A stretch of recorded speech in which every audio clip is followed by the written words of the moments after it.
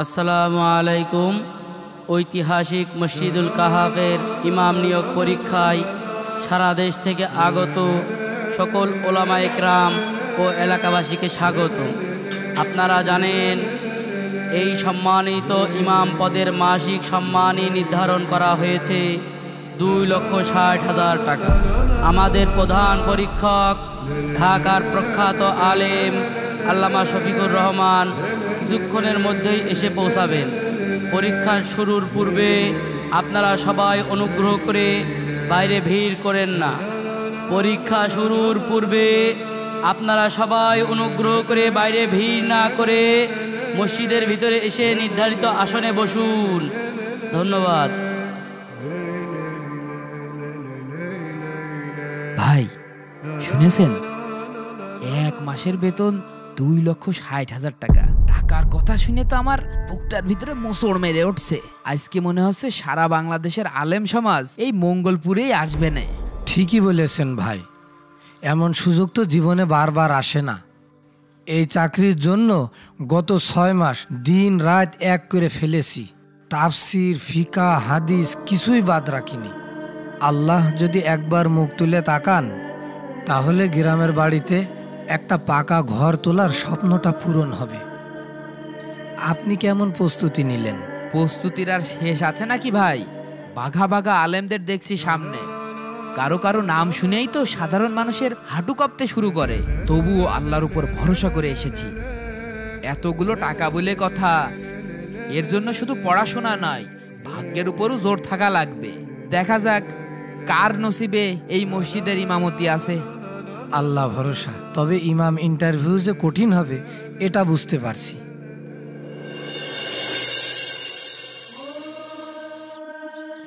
শোন রফিক, কোনো ভয় নেই। ঢাকা থেকে যিনি আসছেন তিনি খুব কড়া আলেম, কিন্তু তোর জন্য সব ব্যবস্থা পাকা। আমি তোর ঠিক পিছনেই থাকবো। প্রশ্ন করার সাথে সাথে এই মোবাইলে উত্তর চলে আসবে। শুধু দেখে দেখে আত্মবিশ্বাসের সাথে মুখ মিলাবি। কিরে, এমন ভেবাচাকা খেয়ে গেলি কেন? চাকরিটা হয়ে গেলে কিন্তু চুক্তি অনুযায়ী প্রতি মাসে 1,40,000 টাকা আমার চাই। কথাটা মনে থাকে যেন। চাচা, মসজিদের বেতন তো 2,60,000 টাকা। সেখান থেকে যদি আপনি 1,40,000 টাকা নিয়েই নেন তাহলে আমার কাছে আর থাকে আর কি, মাত্র 1,20,000। কি তোর নিজের কোনো যোগ্যতা আছে মসজিদে ইমামতি করার? আমি আসি বলে আজ তুই এই ইন্টারভিউ পর্যন্ত আসতে পারিস। না হলে তুই তো এই মসজিদের বারান্দায়ও ঢুকতে পারতিস না। আবার বড় বড় কথা। তারপরও কমিশনটা একটু বেশি হয়ে যায় না? আপনি দরকার হয় 50-60,000 টাকা নেন, তাই বলে 1,40,000 টাকা, এটা কেমন যেন একটু মানে হারাম পর্যায়ে হয়ে যাচ্ছে না? আরে বুদ্ধু, হারাম হবে কেন? তুই তো এটা আমার উপহার হিসেবে দিবি, খুশি হয়ে দিবি। আমি তো আর তোর কাছ থেকে জোর করে নিচ্ছি না। আর যেটা খুশি হয়ে দেয়া হয় সেটাতে বড় জোর হালকা পাতলা মাকরু হতে পারে। হারাম হতে যাবে কোন দুঃখে? আমি কি তোর সে ফতুয়া কম জানি নাকি? চাচা, মাকরু হলেও তো মানে গুনাহ তো আর কম। চাচা একটু কম করে নেন। ও আচ্ছা, তাহলে এই ঘটনা। ইমাম ইন্টারভিউ হওয়ার আগেই প্রশ্ন এবং উত্তর দুটোই ফাঁস। সব বুঝতে পেরেছি। আল্লাহ, তুমি এই পবিত্র ঘরের হেফাজত করো।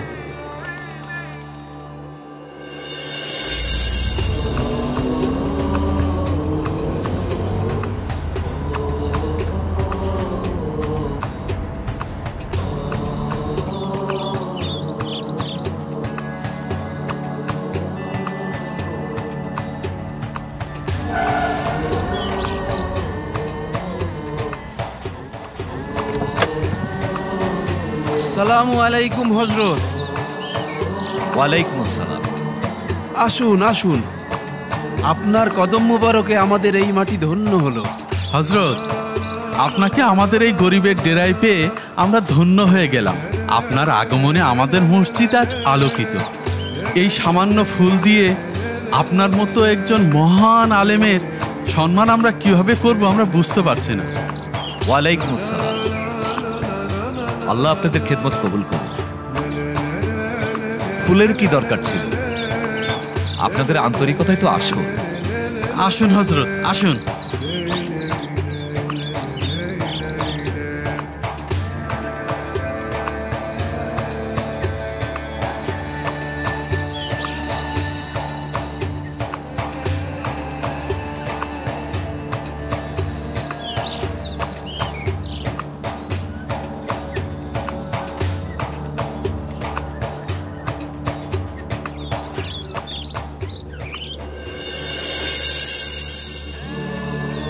প্রতিযোগী নম্বর 1 জনাব আব্দুর রহমান, পিতা আব্দুল জব্বার, গ্রাম উজিরপুর, জেলা বরিশাল।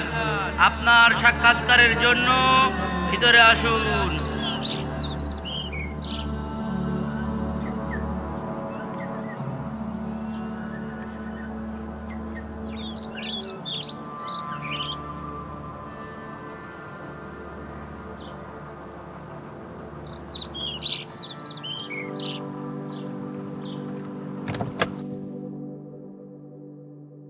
আসসালামু আলাইকুম রহমতুল্লাহ। ওয়ালাইকুম আসসালাম, বসুন।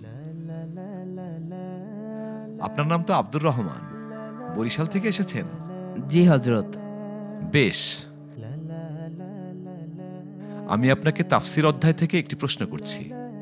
সূরা আল বাকারার 275 নম্বর আয়াতে আল্লাহ সুদ এবং ব্যবসাকে আলাদা করেছেন। এই আয়াতের প্রেক্ষাপটে ইমাম ইবনে কাসির তার তাফসিরে যে ব্যাখ্যা দিয়েছেন তা বিস্তারিত বলুন। জি হজরত।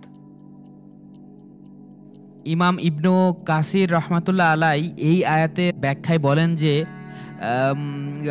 জাহেলি যুগের মানুষ মনে করত সুদ এবং ব্যবসা একই জিনিস, কিন্তু আল্লাহ তাআলা এই আয়াত নাজিল করে স্পষ্টভাবে জানিয়ে দেন যে ব্যবসাকে তিনি হালাল করেছেন এবং সুদকে করেছেন হারাম, কারণ ব্যবসা হলো মানুষের জন্য কল্যাণকর আর সুদ হচ্ছে মানুষের জন্য ক্ষতিকর। মাশাল্লাহ, মাশাল্লাহ, কি গভীর জ্ঞান হযরত। এমন ছেলে পাওয়া তো আমাদের জন্য ভাগ্যের ব্যাপার।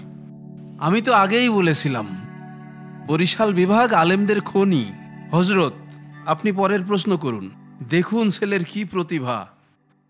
আচ্ছা, এবার বলুন তো, সহিহ বুখারীর একটি বিখ্যাত হাদিস আছে, ইন্নামাল আমালু বিল নিয়াত, অর্থাৎ সকল কাজ তার নিয়তের উপর নির্ভরশীল। এই হাদিসের সনদ এবং রাবীদের নির্ভরযোগ্যতা সম্পর্কে মুহাদ্দিসগণের মতামত কি?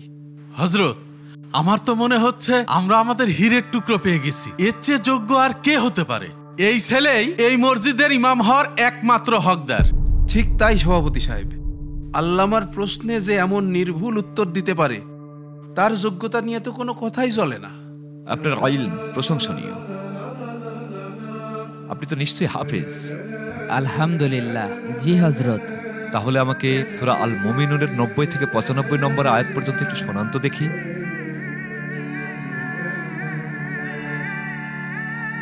কি হলো মাওলানা, আল্লাহর কালাম মুখ থেকে বের হচ্ছে না কেন? এত সহজ কয়েকটি আয়াত মনে পড়ছে না? হজরত, আসলে মানে একটু নার্ভাস লাগছে। হযরত, ছেলেটা মনে হয় একটু ঘাবড়ে গেছে, লম্বা সফর করে এসছে তো। হ্যাঁ হযরত, আর আপনার মতো এত বড় আলেমের সামনে বসলে তো সেরা আলেমেরও গলা শুকিয়ে যায়। ওকে আরেকটা সুযোগ দেয়া হোক। চুপ করুন। নার্ভাসনেস আর অজ্ঞতা এক জিনিস নয়, আর অসততা তো সম্পূর্ণ ভিন্ন জিনিস। যার মুখস্থ জ্ঞান আছে কিন্তু সিনার ভিতরে আল্লাহর কালাম নেই, সেই মসজিদের ইমাম হতে পারে না। এই পবিত্র মিম্বারের জন্য একজন সৎ, জ্ঞানী এবং আল্লাহ ভীরু ইমাম প্রয়োজন, কোনো কিতাবের তোতা পাখি নয়। আপনি এখন আসতে পারেন।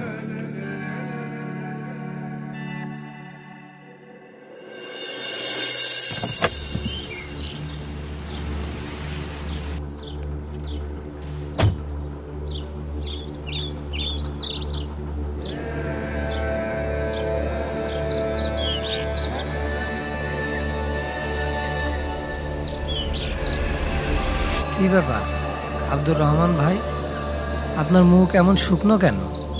ভিতরের খবর কি? চাকরিটা কি হয়ে গেল? আরে না রে ভাই, চাকরিটা হলো না, একটুর জন্য হাত থেকে ভসিয়ে গেল। বলেন কি? আপনার মতন প্রস্তুতি যার, তার চাকরি হলো না? আরে ভাই, প্রস্তুতি দিয়ে কি হবে? ভিতরে যিনি বসে আছেন আল্লামা শফিকুর রহমান, তিনি শুধু একজন আলেম নন, মানুষের ভেতরটাও পড়ে ফেলতে পারেন। এই লোকের কাছ থেকে কোনো কিছু লুকানো সম্ভব না ভাই। তাই নাকি? তার মানে সুযোগ এখনো আছে। আল্লাহ চাইলে আমিও একবার চেষ্টা করে দেখতে পারি। ভালোই হয়েছে। ভালো হয়েছে মানে কি বলতে চাস তুই?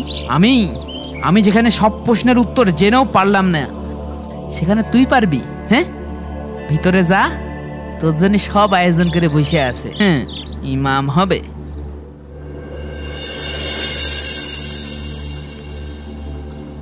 প্রতিযোগী নাম্বার 2 মাওলানা আমিন, পিতা মরহুম হারুনুর রশিদ, গ্রাম চৌগাছা, জেলা যশোর। ভিতরে আসুন।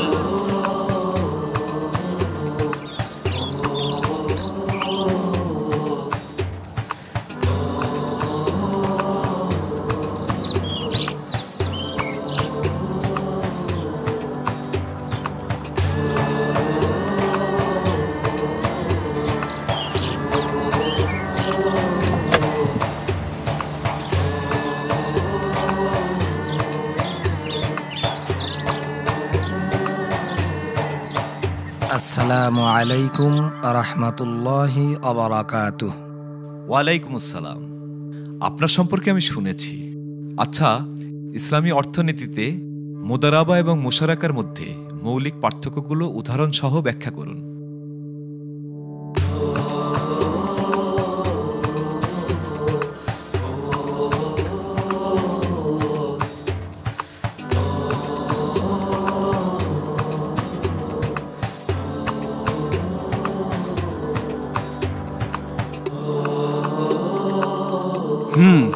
উত্তর তো দিয়েছে, কিন্তু বলার ভঙ্গিতে তেমন জোর নেই হযরত।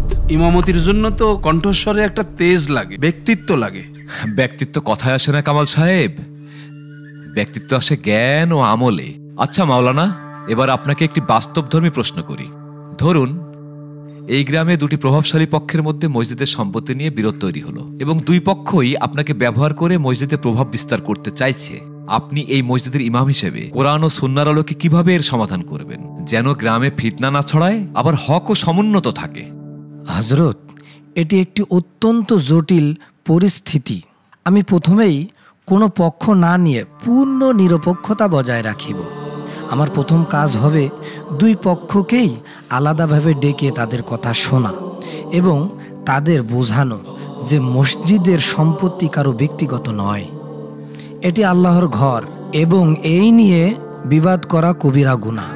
এরপর আমি গ্রামের অন্যান্য মুরব্বী এবং নিরপেক্ষ আলেমদের নিয়ে একটা সালিশি বৈঠক ডাকব।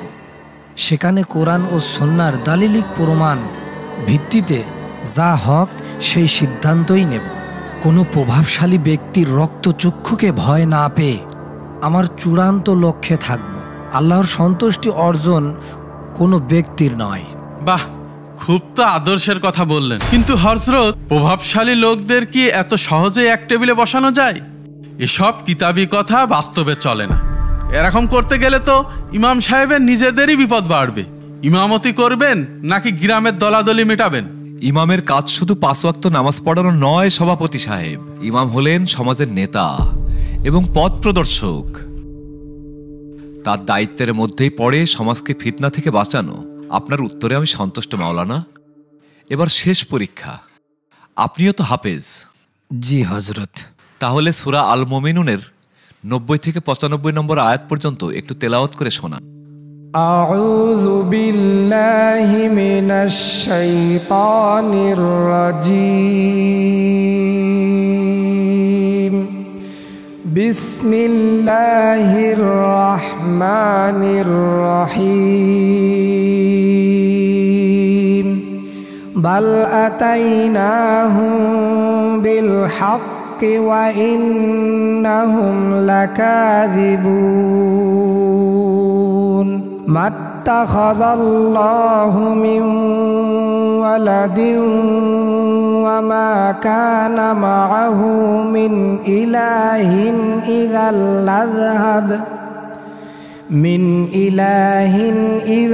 লাযহাব কুল্লু ইলাহিন বিমা খালাকা ওয়ালা আলা বা'দুহুম আলা বা'দ। সুবহানাল্লাহি আম্মা ইয়াসিফুন। عالم الغيب والشهادة فتعالى عما يشركون قل رب إما تريني ما يوعدون رب فلا تجعلني في القوم الظالمين وإنا على أن نريك ما نعدهم لقادرون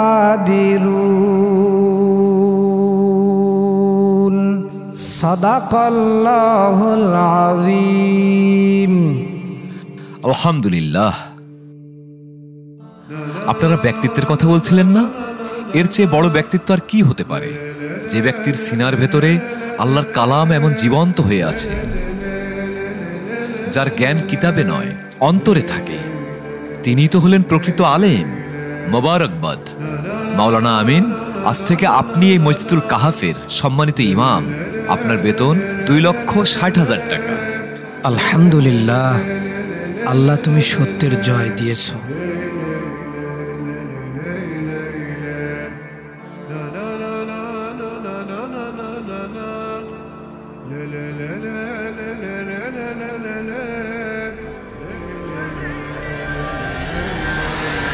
শোনো মাওলানা, ইমাম তো হয়েই গেলে, আল্লামা সাহেব আজ তো আছেন, কাল চলে যাবে, কিন্তু মসজিদ আর গ্রাম তো আমাদেরই হাতে। একদম ঠিক। তাই চাকরিটা যদি তুমি টিকিয়ে রাখতে চাও, কোনো পেছানো কথাই যাব না। প্রতি মাসে বেতন পেয়ে চুপচাপ 1 লাখ টাকা আমাদের হাতে তুলে দিবা। আপনারা এই পবিত্র ঘরের ভিতরে বসে এসব কথা বলছেন? আল্লাহকে ভয় করুন।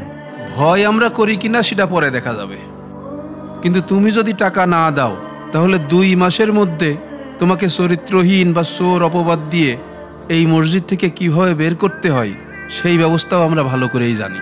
এদের সাথে তর্ক করে কোনো লাভ নেই। এদের মুখোশ খোলা এটাই সেরা সুযোগ। হযরত, কি হয়েছে?